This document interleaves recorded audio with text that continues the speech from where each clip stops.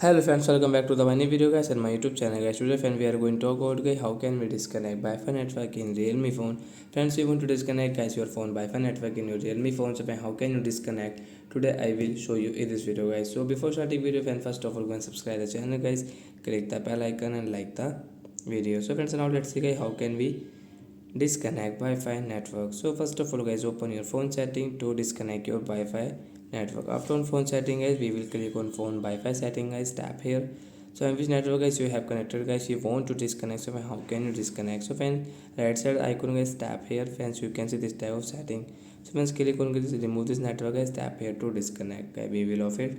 So like that guys, you can disconnect Wi-Fi network in your Realme phone. So that's it guys, thanks for watching the video guys, we will meet on next video. Bye bye friends.